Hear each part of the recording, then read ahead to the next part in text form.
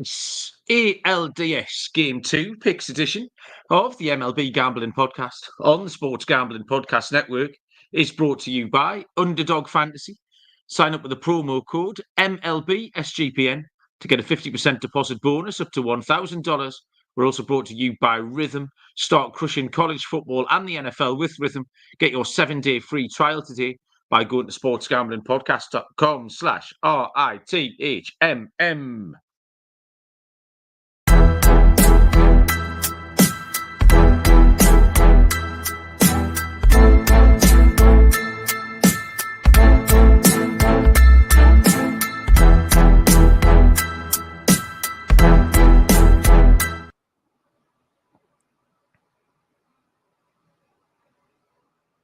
Welcome, everybody, to the MLB Gambling Podcast on the Sports Gambling Podcast Network. My name is Malcolm Bamford, coming to you from Newcastle upon Tyne in the northeast of England. Today is, I've got no idea, Monday, the 7th of October.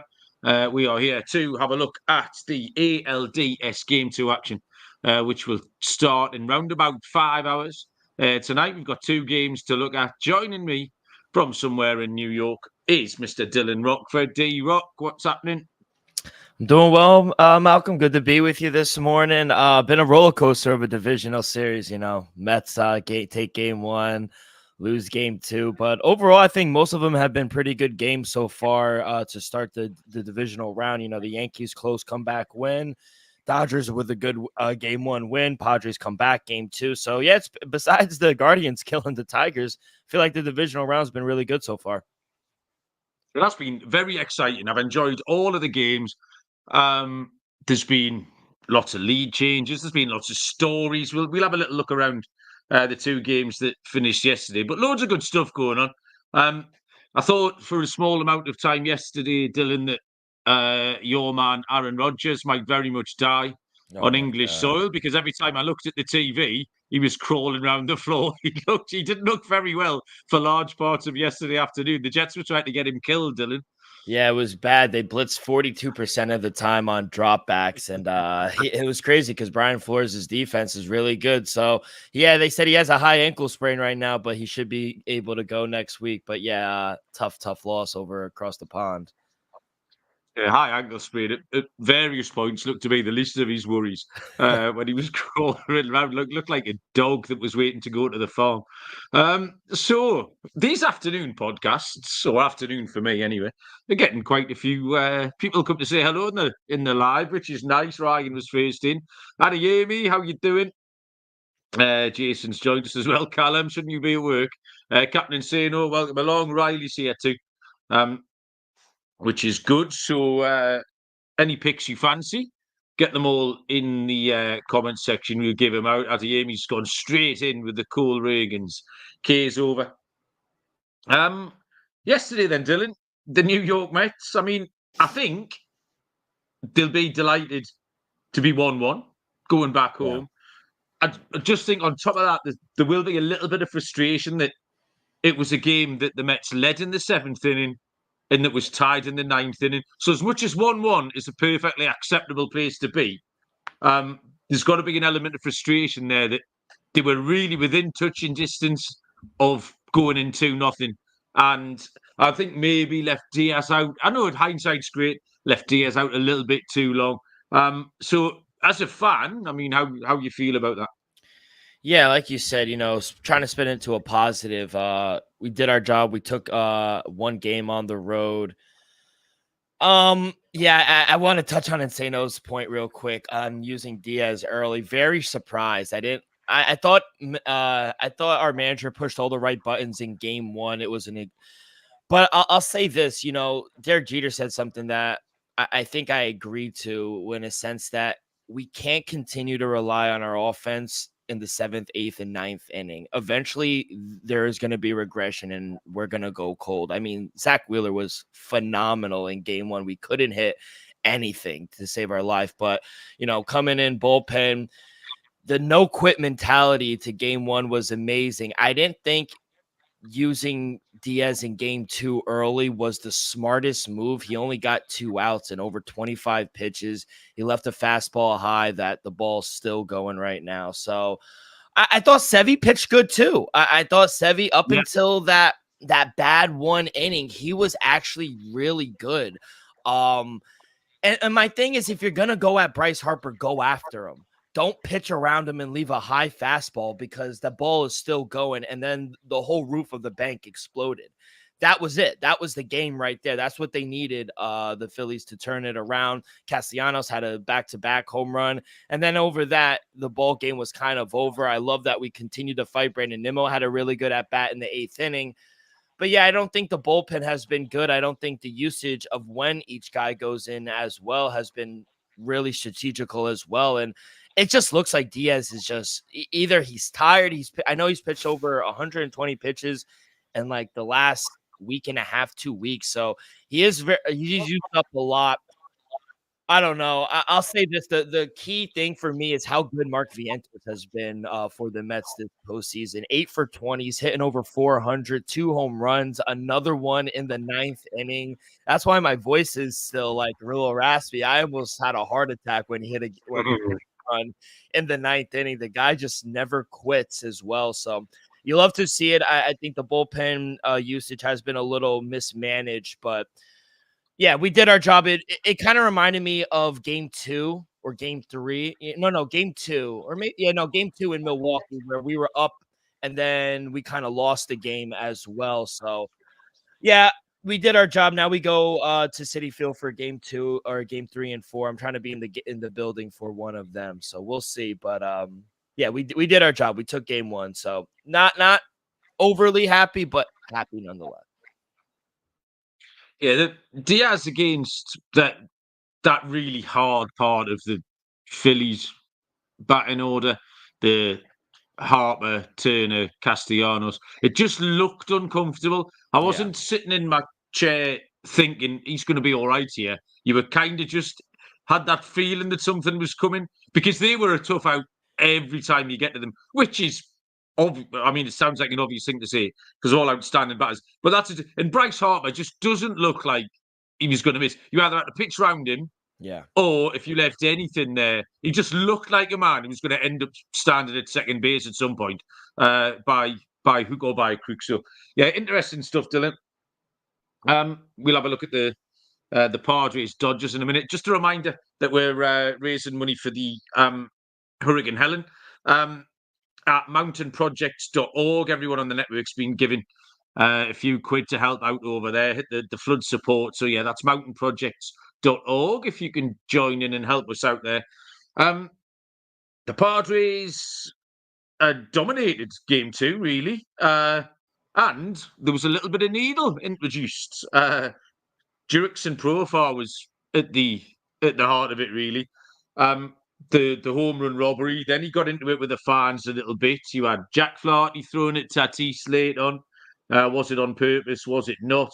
But ultimately, like I say, San Diego dominated that game. The Dodgers only had 5 hits. And that was the main story. And that's kind of been buried a little bit beneath all the silliness with the fans and with the arguing. And Manny Machado's a different animal when he gets stuck in, when he goes in that mode, in playoff mode and in aggro mode.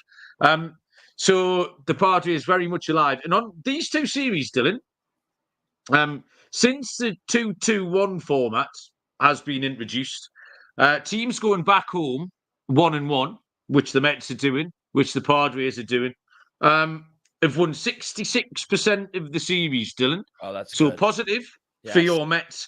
So you're looking at the Mets are plus 120 to get the job done. The Padres are minus 120. So I do like both. And the parlay, if you want it, you can get plus 303 by parlaying those 2. But yeah, Padres and Dodgers had a little bit of edge, Dylan. Yeah, 6 home runs by the Padres last night. It felt like the ball was just flying off their bat. Yeah, I agree with the chat. I don't think Jack Flaherty, and I think he would say it himself, he didn't have his best stuff yesterday.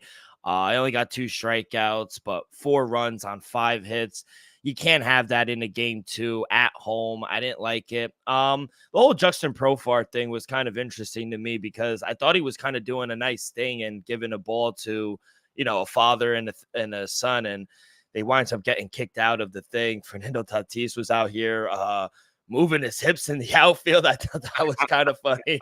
They're funny people. I'll give them that. But yeah, I thought Darvish actually pitched really well. I didn't expect him to go that well, but 7 innings, just 3 hits, 1 run. He didn't strike out a ton of batters, but like you said, just 5 hits total on the night. Did not expect that from the Dodgers at home, where they're usually good. So yeah, it's tough.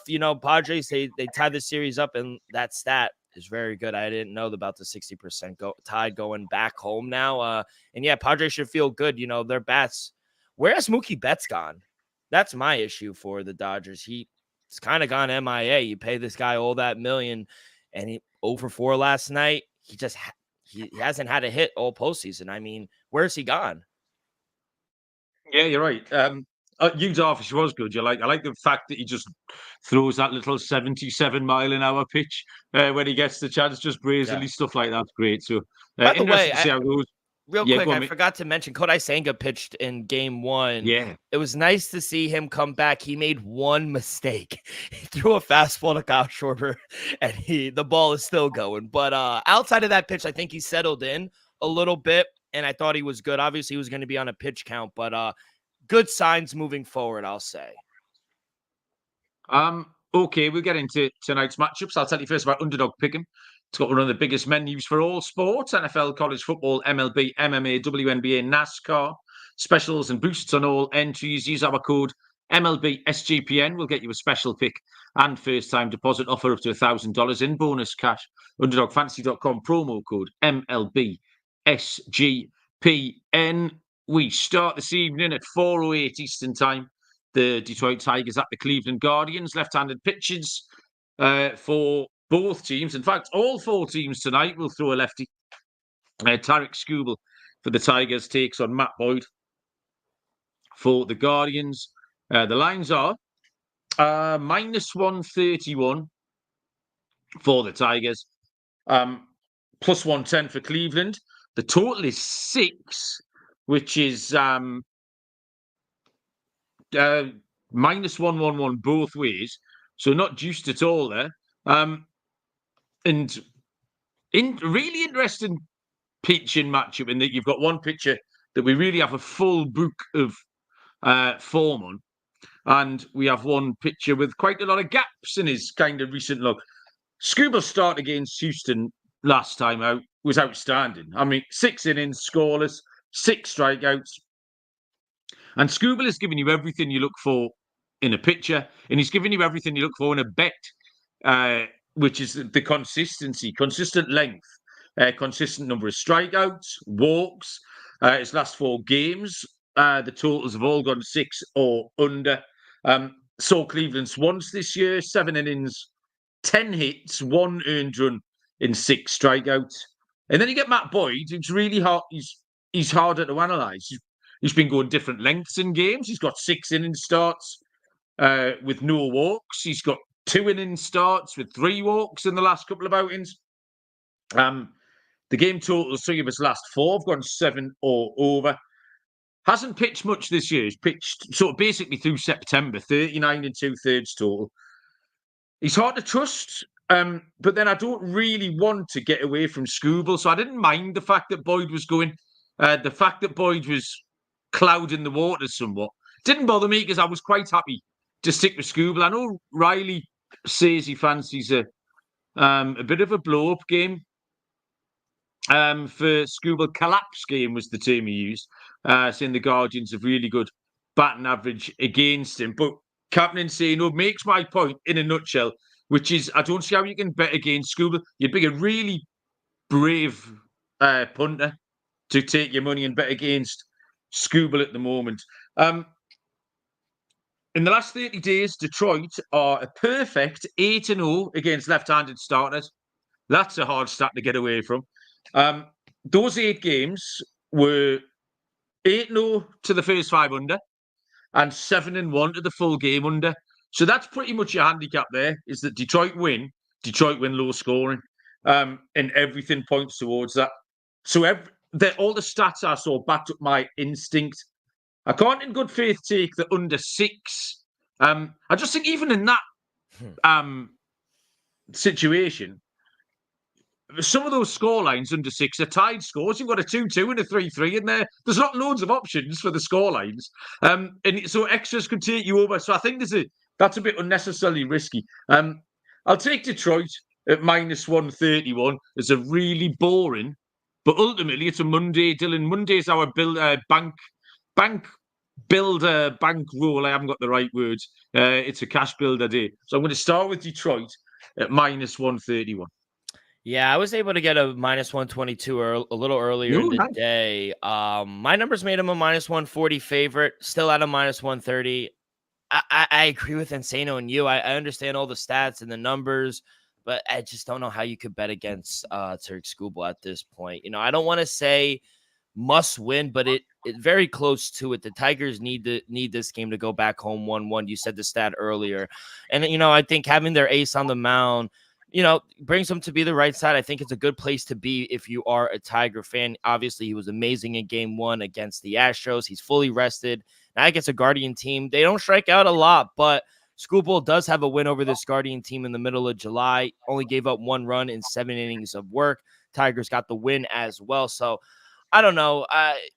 I think we might actually see some regression. Guardians, after that emotional, very high energy first inning where they blew up, they won game 1. The game was over after the first inning. So I think tensions, emotions are going to come down here in game 2. Tigers, they've actually destroyed left-handed pitching, 343 in the postseason. So going up against a Boyd might be a good spot for them to finally get the offensive going, maybe get some runs across the plate. You mentioned the total. Total seems low for this game, but 2 good pitchers. Guardians bullpen continues to deliver. Tigers have a good bullpen as well.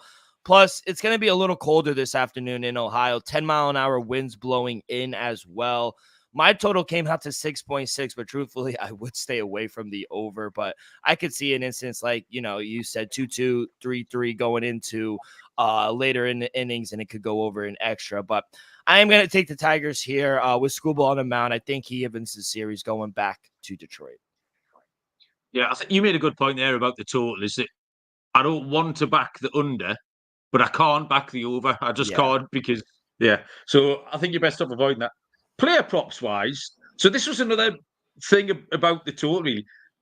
It's hard to see which Detroit players, when you bring up sort of the lineup, it's hard to see which Detroit players are going to get the job done today because they don't actually grade out particularly well. It's going to be a real grind, this one.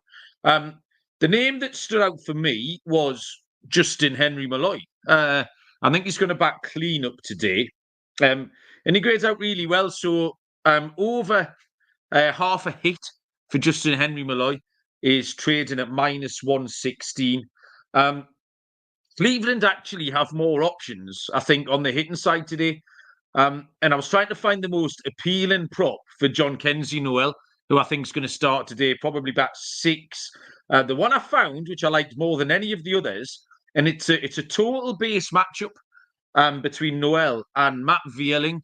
Matt Vierling hasn't got great projected numbers today. Noel is +190 in a total base matchup with Matt Vierling. It's a 3-way market. Obviously, you've got Vierling, the draw, or Noel. But I think Noel can get that done at +190. So I'll take him, and I'll take Malloy to get over half a hit, Dylan.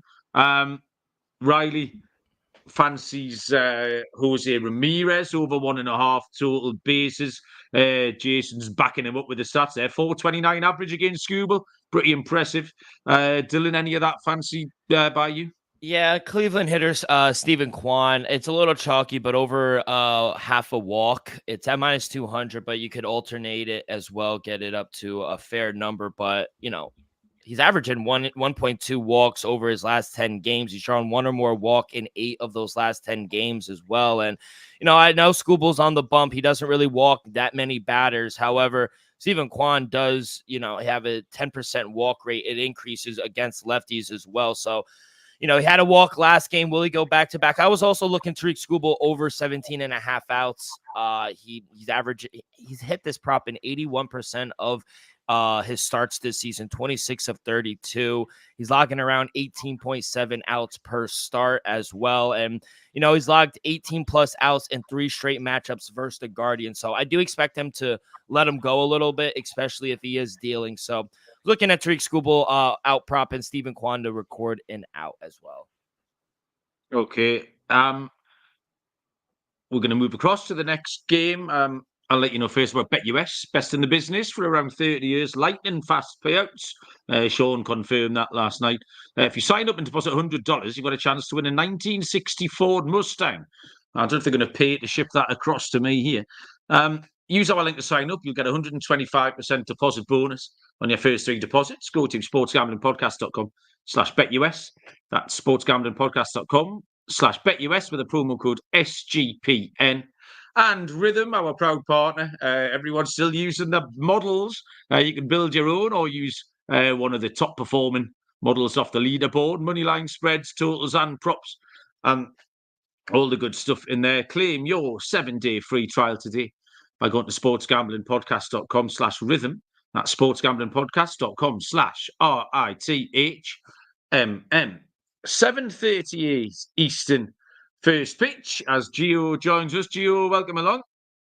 We were worried sick where you were, but he's joined us eventually. The Kansas City Royals will throw Cole Ragans, and the New York Yankees have Carlos Rodon going to the mound as a -156 favourite.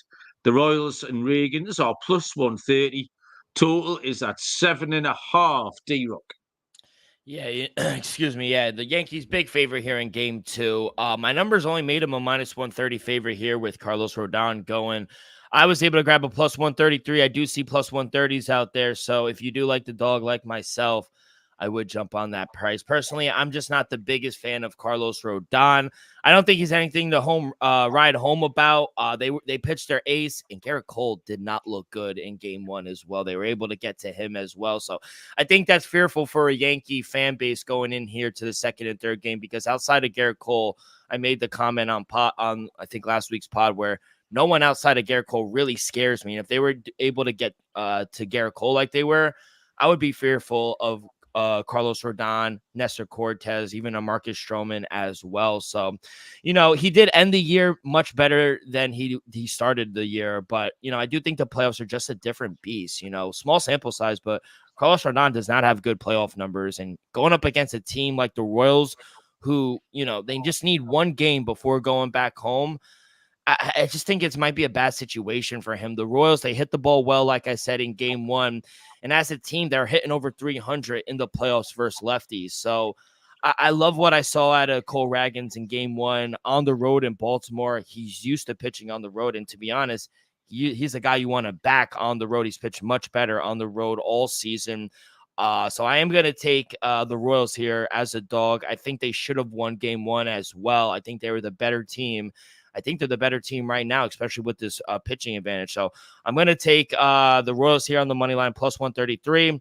Love Cole Ragans over 5.5 strikeouts. I don't know why the books keep hanging this low number on him. He's fully rested, over 5 days off. And this man just doesn't go under this number. Only 1 miss in the last 11 games. If he goes 5+ innings, which I do think he will, he's going to get over this number. So, I'm going to go Cole Ragans over 5.5 strikeouts. And I like Juan Soto over 1.5 HRR hits, runs, and RBIs. Going back to 2022, Juan Soto, he's cleared this number in 10 of his last 13 matchups versus Kansas City. And, he's averaging 2.3 hits, runs, and RBIs during that 13-game span versus Kansas City. I think he could get over this as well. Had a good game 1 in the Bronx. So I do think at home we'll see him on base as well. So give me over 1.5 HRR for Juan Soto.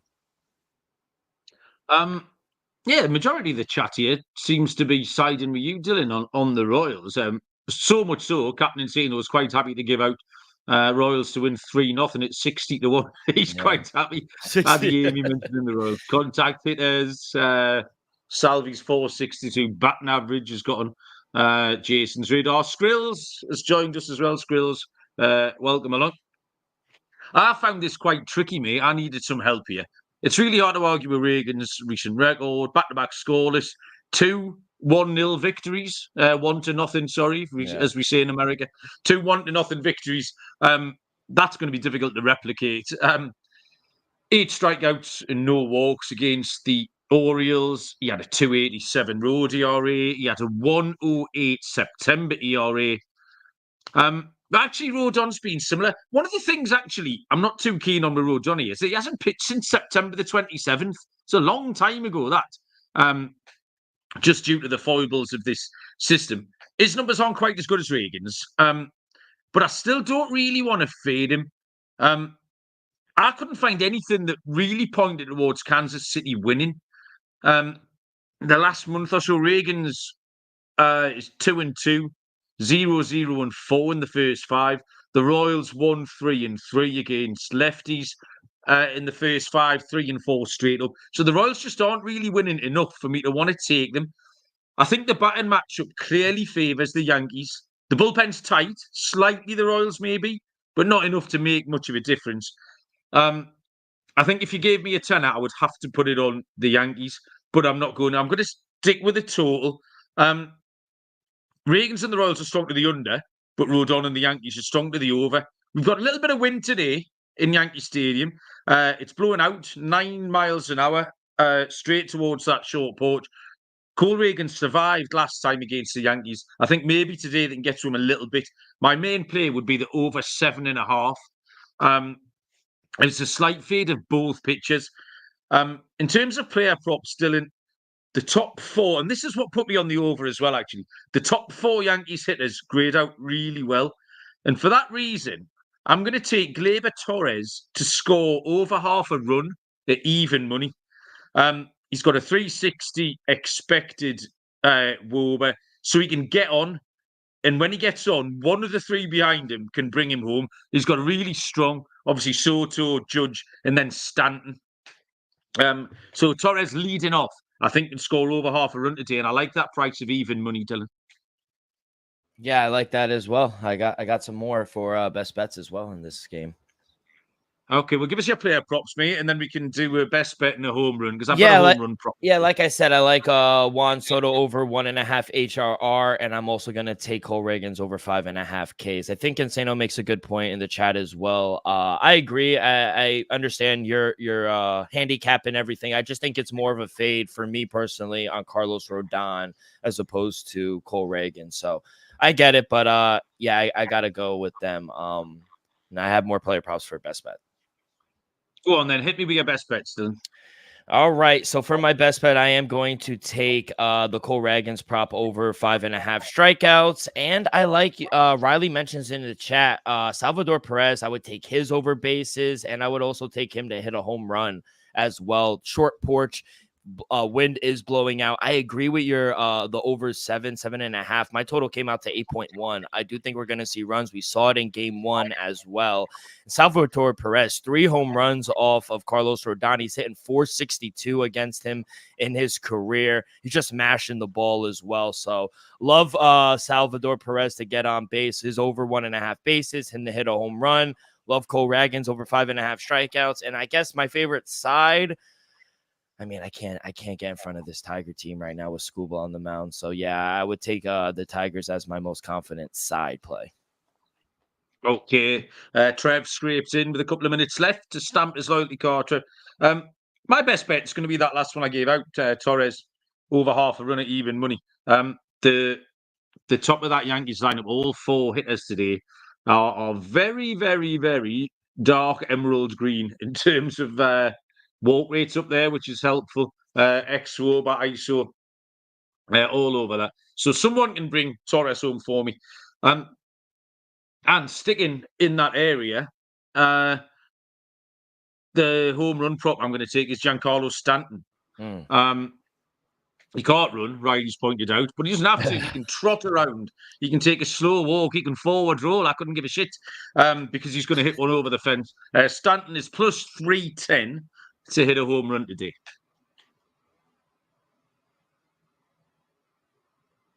You got a home run prop, Dylan? Are you still there? Yeah, Salvador Perez. Salvador Perez, they hit a home run. Don't know. I don't have it on me. I could fetch it for you guys real quick. I might have it right in front of me here, mate. Hang on. Plus 340. Wow. Love it. Give me Salvador Perez. I'll take him to hit a dingers. You can have a plus 350 if you move to this country, mate. Yeah. I'll be there. I'll be right there. Well worth the money. Can't put the kettle on. I'll see you in a few hours. Well done. A nice, tidy half an hour. We're going to stick at this time. We're going to try. I know consistency is important. So as long as the playoffs go, we are going to, as a team, try and stick at this time of day. What time is it, Dylan? 10 a.m., Right. 11 a.m. No, it's 11:33 here on the East Coast. Right. So we're going to try and stick at 11 a.m. If you do want to get involved in the live, Ali has just joined us late as well. Welcome. So yes, good luck with all your picks tonight. Enjoy the games. I hope they're as exciting as the last couple of nights have been. Someone will be here at 11 a.m. Eastern tomorrow with your picks as well. But until then, we will see you all down the road. Cheers.